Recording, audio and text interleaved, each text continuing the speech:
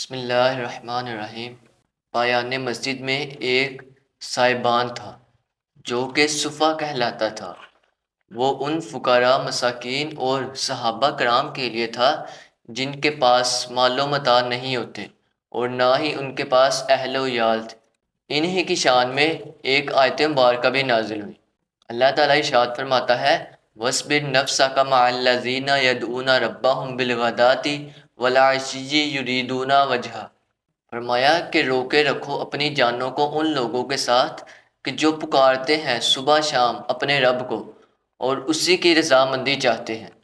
ان کی تعداد میں موت یا سفر یا تزوج کی وجہ سے کمی بیشی ہو جاتی تھی۔ بعض وقت ان کی تعداد 70 تک پہنچ جاتی تھی۔ مدینے سے باہر کوئی دور دراز سے اگر وہاں آتا اور وہاں اس کے جان پہچان والا یا کوئی شریک حیات نہ ہوتا تو وہ بھی صفہ پر ہی اترا کرتا تھا، یعنی اس مقام پر ہی قیام کیا کرتا تھا۔ حافظ ابو نعیم نے 100 سے زیادہ ان کی تعداد گنوائی، جن میں سے حضرت سلمان فارسی، حضرت ابو ذر غفاری، حضرت بلال حبشی اور حضرت ابو سعید خدری رضی اللہ عنہ تھے، اور حضرت ابو سعید خدری رضی اللہ عنہما تھے۔ اہل صفہ پر حضرت صلی اللہ علیہ وآلہ وسلم کی بڑی نظر رحمت تھی۔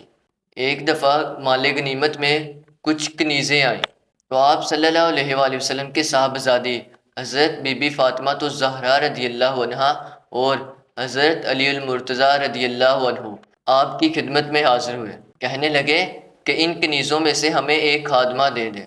تو آپ صلی اللہ علیہ وآلہ وسلم نے جواب دیا کہ ایسا ہرگز نہیں ہو سکتا کہ تم خادمہ لو اور اہل صفہ بھوکے رہ جائیں، اور کہا کہ اہل صفہ پر خرچ کرنے کے لیے میرے پاس کچھ نہیں ہے، میں ان اسیران جنگ کو بیچ کر ان پر قیمت لگاؤں گا، یعنی ان کی خدمت کروں گا۔